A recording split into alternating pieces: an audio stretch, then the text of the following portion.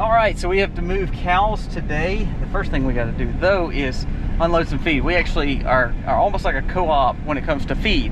We try to buy it all together, get a better price, and there's about another 5 to 7 individuals that do that with us.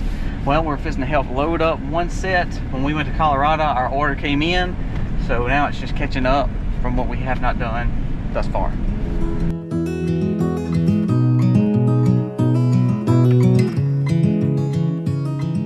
This is a field where we're about to move our dairy, so we're going to go ahead and open up the gates before they get down here and close off the other gates. So they're creatures of habit, so if they see an open gate to where they're going, they're going to try to go into that open gate, and this is not where we want them to be, so we're going to go ahead and close that off.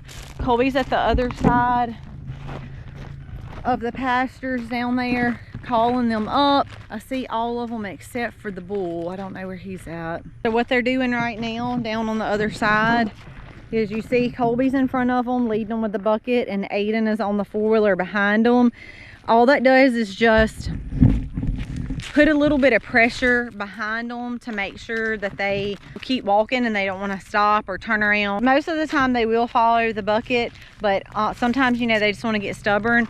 So we're gonna use Harley to block off this entrance so they don't just keep on walking. If they see her standing right there, they'll turn and go in. Me and Sayla is gonna come the open spot right here.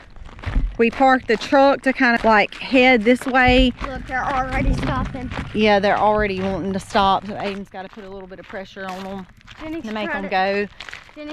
But the next big obstacle is just making sure in this area that they don't try to venture off into the yard. So me and Sayla's gonna try to walk up alongside them on this road and make sure that they can get down there without running into the yard.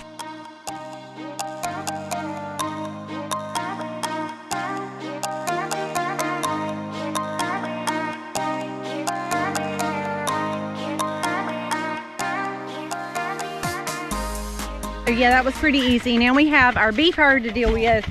We'll have to move all of our waters and stuff like that. Now, 3 of them, Josie is due any day. She's the one we've milked for years. She's the one to the far side.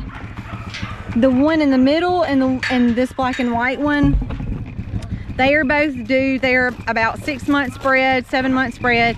So they're due in the next couple of months. And our A2 cow, Dolly, right there, she is just bred. So she still has a little while. And what that means for those 2 mamas is, of course, y'all know where our stanchion is. This is what we call our dairy pasture. Our beef herd never rotates on this side, but they will go in our stanchion, which is right there. And they are going to start rotating in through there. I have seen one of them, Buttercup I believe it was, kick like hi-ya. So that means we're probably gonna have to use the cow can't kick on her, at least until we get them fully trained. It is gonna be a process of getting them comfortable walking into the stanchion, comfortable staying in the stanchion, comfortable getting touched and not kicking.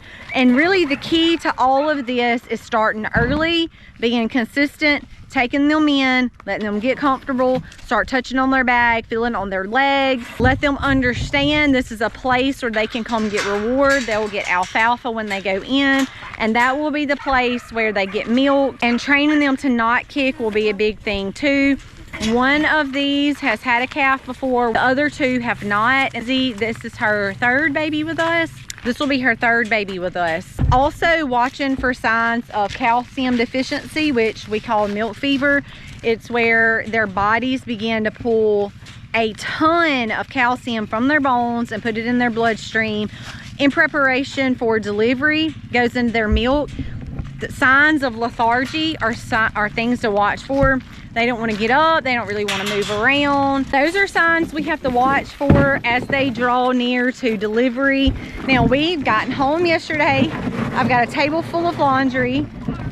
we pretty much got unpacked. Now we're just trying to play catch up and moving our cows from the field over here to the field you just saw them go in is very, very important. Now, we don't have a lot of grass here, so we're doing a lot of supplementing with hay, but the whole purpose of getting them off that pasture is they've been on it for about 10 days and it's got a heavy manure load on it, and we want that to rest, start composting and breaking down. Obviously, we don't want them eating on top of their manure, so we need to get them off quickly and get them in a fresh area. You have to think about things like parasites, and we obviously want to keep our herds as healthy as possible and not use any chemicals. She was like, I do not like that. Her bag is really starting to fill out. Yep. It's growing, getting full of milk. That means she is getting very close. Any day now to within the next 2 weeks, she could literally fill up with milk and drop a baby. So within 15 days, 14 to 15 days, we expect a baby from Josie, and we will thankfully be back in milk. Yay! It's only the beginning. The dairy girls were real easy to do. Actually, Colby had already moved. Our beef bull had already been moved up. So that was pretty easy. Just walking the girls down there. The real fun part is gonna come with getting the calf out of the field and then making sure they don't run through all the gardens. And we have a line pretty much going from one of the pig forests across the other pig forest, so they should be fine there. It's really just making sure that they don't try to turn up here and go this way over into our garden area. And it's always fun getting a calf out of a field that it was born in, because it's never been anywhere else and it doesn't want to leave. So it's going to take a couple of us getting in and putting pressure from behind, kind of like what Aiden was doing on the four-wheeler. And we're just going to walk them on down here, making sure that they kind of stay where they need to go over into this field, then moving waters and stuff. And that will be the main part of today, is making sure that all of our cows, all of our cattle get on fresh ground. This right here, Gallagher setup. If you're not familiar with what this is, we love this.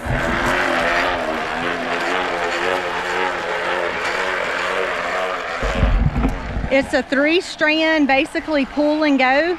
You can see Colby put one pole in, and the fence that he's creating is just gonna keep the cows from going, oh wait, there's something there, I'm not going that way. Now, if you have crazy cows, this ain't gonna matter. If you have crazy cows, barbed wire is not gonna matter. But our cows are pretty good about following the leader. As long as they're not spooked, they don't try to test anything. But this is just gonna try to keep them from stomping down our garden area. Now, we have planted a couple of things in there, but we've not had any rain, so it really hasn't grown. But the Gallagher fencing really does come in handy. We actually use that as well when our sheep are not rotating in the pig forest with them, or they're not rotating in the pastures with our cows. We can literally make one big circle or use a couple of those and build like basically 2 L's and put our sheep right in that. Our sheep don't test the line either.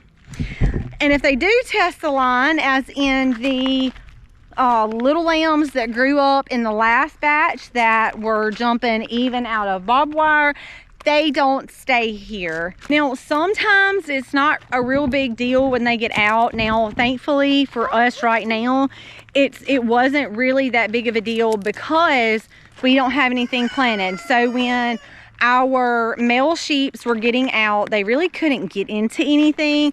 However, had they started testing the waters in the summer and was constantly getting out, you can imagine all of this being planted, them getting out, that would create a disaster zone because they would go through and literally eat everything. We go ahead and stop that before the habit even gets started. That's why he couldn't stay here. It's so dry, you can actually see the dust coming up around Colby's boots as he finished just putting those stakes up. Come summer, when everything's planted, obviously that would have been a huge problem. So we go ahead and stop that before the habit just continues. He made his way to our freezer, and the other ram went to another farm. I really think a lot of his problem was a couple of things.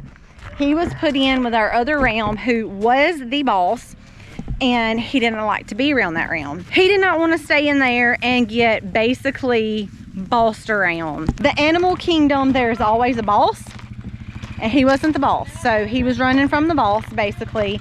Now he is on another farm with 3 ewes and has not given them 1 minute's trouble because he is the boss. He will breed them, he will stay with them, and they're not going to have any trouble with him. Here's our American guinea hogs. The female that we moved out decided she didn't want to stay in there with the males, so she has taken herself out, and she really just kind of roams out here. Now, one is a cut boar. That would not be him. It would be the other one. He is actually fixing to become sausage and lard, and we do not want her to be bred really right now anyway, because that means that she is going to drop piglets mid-January, and that's not really ideal. Our 2 coldest months in Mississippi are January and February, so we really don't want piglets during that time either. So we're just going to kind of let her roam for a couple of months. She's not hurting anything, she's not getting into anything, she kind of does her own thing, and when we are ready for them to breed, we will get them to breed. Even if it requires putting her back up into a stall and locking them in there for a couple of weeks. They go into heat so frequently, it wouldn't take very long at all. But we don't want piglets in the winter, so we're just going to kind of let her do her thing right now. Even though it's a habit that I don't love, she's not bothering anything, so we're not going to worry with it right now. Her beef herd, they're moving away. This always gets real fun with them. There's a lot of them, and we don't have too far to go, so that's really a good thing. There have been times we've had to move them from up here where you see them at right now to the complete opposite side of the property, and that's usually always challenging. The most challenging part though is the little calves. I've shown y'all a couple of clips of the little calf that was born. He is really, really adorable. He's just gonna be a freezer calf. We have a couple of guys that were growing off. They're on all the different stages, from some probably going the end of next year. We have just put up a couple, so we will be good until our next one is ready to go up. We have a couple under him, and of course we just told y'all the one that was born a couple of weeks ago, he's the smallest. It did end up being a little bull calf, so he will be cut soon. He will be headed towards raising up too for meat. Now we do have the designated mothers and the bull that are our breeding pair. We also have a little Jersey bull that you're gonna see in this herd right here. We have to get all of them moved. We are going to weed him out and put him with the Jersey mamas. He would have been Dixie's baby, and if y'all remember back in some of our older videos, Dixie was the one that ended up coming down sick. She ended up developing what's called respiratory acidosis.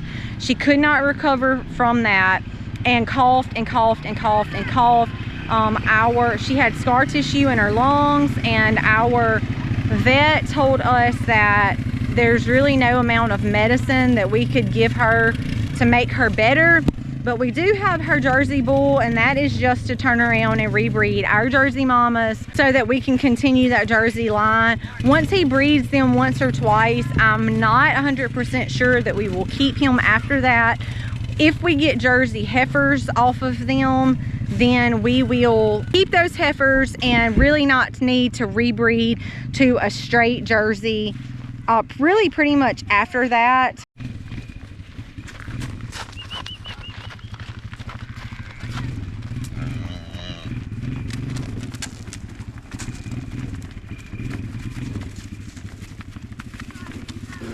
There's a little Jersey bull.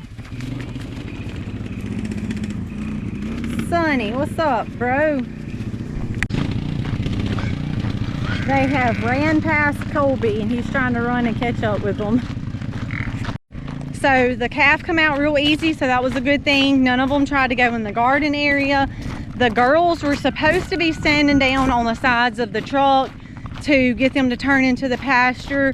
They are turning into the pasture, so super easy day today. I almost feel like You know, there are times where you almost feel like you have the hard years built up under your belt. We've trained them. These mamas know they move. They know we have gates closed. That's not where they're going. We have gates open. They know to go in those gates. But sometimes when you get too comfortable, you can always expect the unexpected to happen. And sometimes things just don't go as planned. So, but today was not one of those days. Everybody did good. They're all already down there in their field. Now it's just a matter of moving hay and moving water buckets, and the hardest part of today's over. Colby and them are on the other side of those two pastures.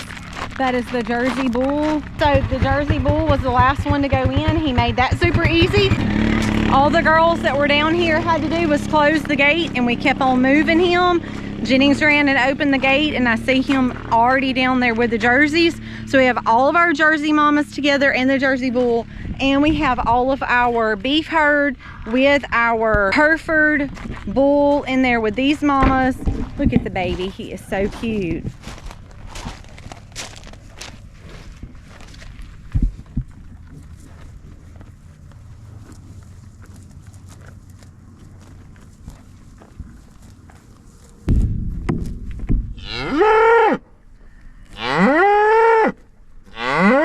What's wrong with you? Sweating? Yes. So we went from it being really cold to really hot.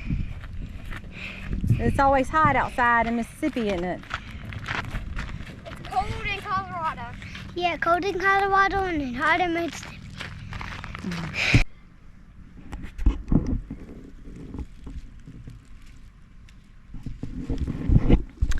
Yes, that is a bowl full of peppers that you see. One of the things that I have to do today is finish getting these peppers up.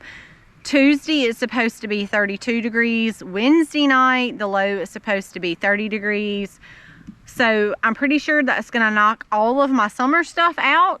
So I'm trying to get the remaining fruits that's out here. I've got a couple little green tomatoes over there. I'm gonna have to just get up and do like fried green tomatoes because they're not red yet. I may try to cover a couple of my plants up with a row cover because it is gonna warm up during the day. It's just gonna be super cold during the night. This bowl full here that I will go in and wash and cut those up, put those in the freeze dryer. Now there are a couple like this that I have picked that I'm going to be saving for seed keeping. One of these peppers will literally turn around and replant all of this that you see in front of me.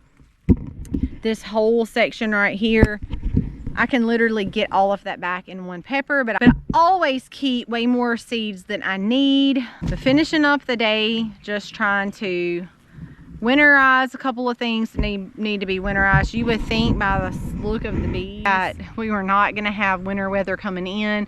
We actually are. This is gonna be one of the coldest nights that we've had since summer.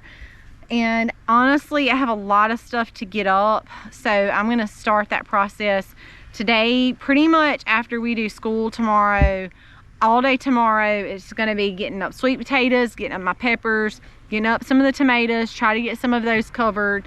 I have some things like basil, that this is what you just saw the bees working on. The beautiful basil, I'll need to start getting some of that up. I've already kept a lot of seeds from the basil. I also have pots all around the house that are full of herbs that I will also need to get moved into my greenhouse. It's actually way more than anybody ever needs. So that also means I got to go in the greenhouse and reorganize it so I can gather up all of my pots that have my herbs in them and get all of those in the greenhouse. Some of the herbs that I have planted in my pots will do just fine in the winter. However, some of them will not. So the cold will kill them, and I want to try to hold them out for as long as possible. I'll also tell you something else that I have done with my pots this year is I actually have never done before. I usually take my seeds from the flowers and take them right inside and just store them until spring. But I'm actually tell you what I have done this year. Some of them have already started growing, but I took the seeds and actually put them right into the ground, covered them up. I'm gonna let the seeds winterize themselves in the pots. And the reason why I do that is I want to try it. It's a little bit more a natural approach to keeping seeds. Like I said, some of those are already growing, but the pots are going to go in my greenhouse anyway, which is going to save the plant through the winter. So in my opinion, it's like you're getting an early spring plant as like a reward, and you really didn't even have to do any work. I mean, I don't have any right beside me that are ready, but y'all just saw the bees working these beautiful little flowers right here. When these die off and turn brown, and I have shown y'all before how to keep basil. So really, instead of taking them inside and storing them and wait until spring, what I did is I literally just ripped them off, got my seeds and dug a hole and put them right in the ground. Let them stay in there. Some has actually already sprouted and some has not, and that's okay. The seeds are fine. I just really wanted to see how they would hold up over the winter, and I think they're going to be fine because you can actually freeze seeds. So if you can freeze seeds, I think, why can you not just put them in the ground? The only problem in Mississippi that we really have is that when they start sprouting, if you have sprouts in your soil, because like today it feels like summer and in 2 days it'll be freezing. So the only problem with that is it might not stay cold enough, and then my seeds start to sprout. Then I have a plant and then it gets cold and then it kills my plant. However, like I told y'all, I don't leave my pots out anyway, because some things I have that are summer that are still blooming and growing just fine, and I don't want the cold to kill them. Some things have winter stuff in them and they're fine anyway, but I just don't like to take the chance with my stuff that I know I can move into my greenhouse. That's why I have a greenhouse, utilize it in the winter. So in my thinking, I wanted to just go ahead and put the seeds in there. If they sprouted, they sprouted. If they didn't, they didn't. If they sprout now, if they sprout spring, you know, whatever that looks like.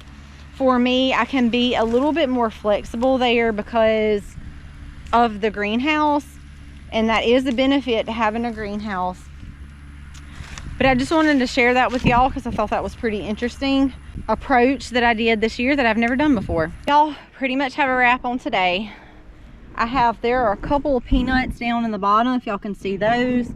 It was just a tiny little layer. I actually picked up a couple of plants from a group who was doing a fundraiser and popped them in the back bed and have literally done nothing to them. It wasn't very many. It was just enough to give us a little eating on. But since the winter storm's coming in, I went ahead and pulled those up. I also went ahead and come right here and dug up all the sweet potatoes here.